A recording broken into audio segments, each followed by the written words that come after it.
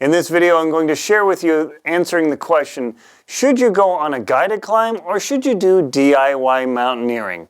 This is a real tough challenge to answer because there's so many complex factors to decide, should you just pay the bunch of money, go on a climb, take care of it, or put it all together yourself? So I'm going to give you 5 different considerations of what you need to think about. And there are always more, but 5 major considerations of what you need to think about so you can have a successful climb and, most importantly, return home alive with ideally all fingers and toes attached.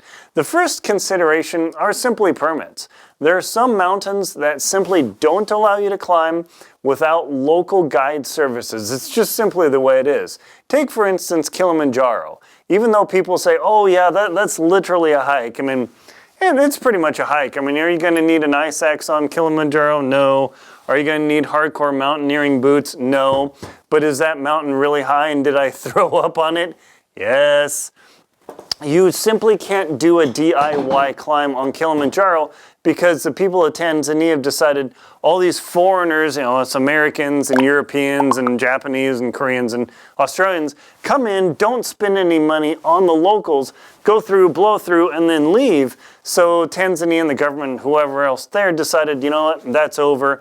You have to hire local guides and local porters to climb up that mountain. Just simply the way it is. Contrast that with climbing Denali, where, like when I was climbing Denali, if you want to read like what it is to solo on Denali, read my book, Lost at Windy Corner, link in the description below. But on Denali, you can totally make up your own expedition. The rules aren't as tight. Note that you have to apply at least either 60 or 90 days, depending on what the permit time is. You got to hire a company to go up there. They can really dissuade you. There's a lot to it. Climbing in Russia, assuming you can get into Russia and have no problems, you could arguably do almost whatever you want. Check the local regulations.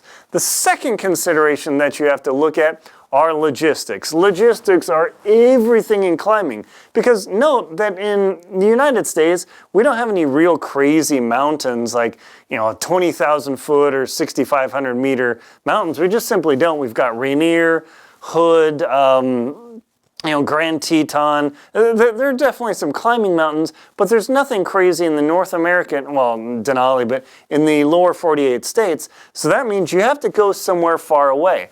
Are you going to be able to handle all the logistics, food, fuel, supplies, transportation, transfers, permits, getting through the blood oxygen check on Aconcagua? Yeah, they literally say, hey, if your blood ox isn't in a certain level, they will not let you pass a certain point. So logistics are a big thing, and that is a huge advantage to hiring a guided company from the US, as they take care of everything, which is really, really nice. Consider this, though, that logistics, when I went climbing on Mount Elbrus, I summited, yay, thank goodness, is there were no US teams there. I was only one of only 2 Americans that I saw in that particular season because the whole thing of Trump versus Putin in Russia, this is not political, it's just Russia versus the US.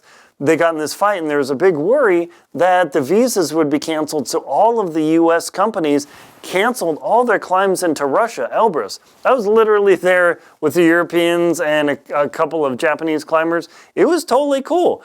But I went with the local Russian company. Now that brings us into the third point here, are costs. Okay, here's the dirty little secret about mountaineering. In the US at least. Europe, I'm not so sure about. But in the US, you're going to hire one of the local companies, I'm not going to name names, where you pay them $7,000, $8,000, $9,000, $10,000 to take you somewhere. You fly to somewhere, and I've done this. I was like, what the? Yeah, you literally fly somewhere, and then, the guide person says, okay, here we are. We have our team meeting, whatever we in team meeting might be. Here's our local service that we use to take care of all the local fixing issues. And you start climbing, you're having a good time, and you realize, wait a minute, how much does hiring the local company straight away cost?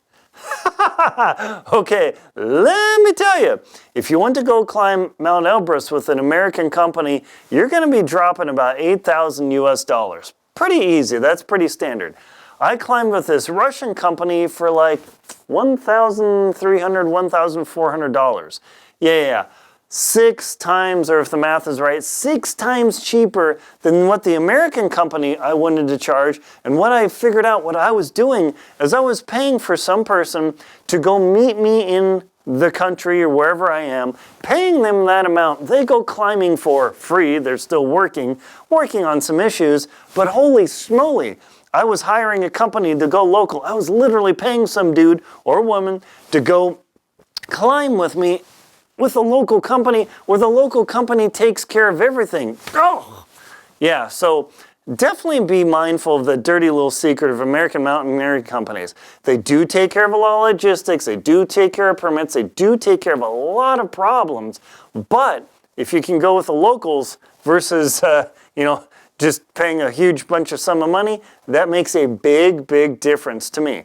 Next, fourth, and by the way, at the end of the video, I'm going to show you the book you need to get if you want to do mountaineering.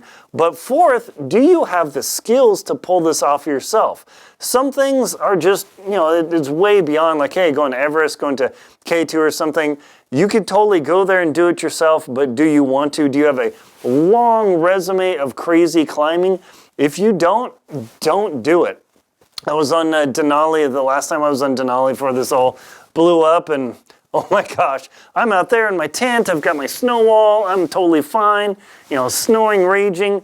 The other climbing teams who were guided showed up, they set up their tents, and that's all they did. They started wandering around. Then the blizzard comes, and guess what? They're having to build their snow wall in a blizzard. I'm like, oh my gosh, even though you're guided, they didn't take care of fundamental things of setting up the camp, knowing that Denali's totally crazy and weather would come in. Oh my gosh. So do you have the skills to know that? That is a huge thing. Critical. I've got a book, Adventure Expedition 1, that talks about these issues. Links in the description of the things that you need to worry about. Because on these guided trips, they take care of a lot of the things. They watch you, they help you go through, and you can come like a total noob and have that. My climbing partner, Randy Peters, this guy's totally crazy, Journeys on the Edge. He talks about going to Denali on a guided climb. They were within 3 days of making the summit, and everybody on the team, guided company, said, well, we don't want to miss our flight. We're just going to go home. And he's like, look, the weather's going to clear. We're going to have a perfect summit day. He totally got screwed out of a bunch of money because he wasn't on his own team, but he is super, super skilled. This guy's done a lot of crazy stuff, even than me. Stay to the end of the video. And the fifth consideration is that local company versus the U.S. company taking care of stuff. The nice thing about the U.S. company taking care of stuff, or European, French, German, Norwegian, whatever, is they take care of a lot of stuff and they'll act as intermediary versus you and the local company. When I'm literally wiring money over to Russia via Latvia, I mean, it makes me feel like this international trafficker of arms. It's totally crazy. It feels weird. It all worked out. But the fifth thing, that even though you're paying huge sums of money, is the American company generally should be able to take care of it for you. And here's what I promised at the end of the video. You need to get this book. I didn't write it. Mountaineering, Freedom of the Hills, whatever the latest edition is. Links below in the description. Boy, if you want to learn about mountaineering, there is no better book. This is literally the Bible of how to do it.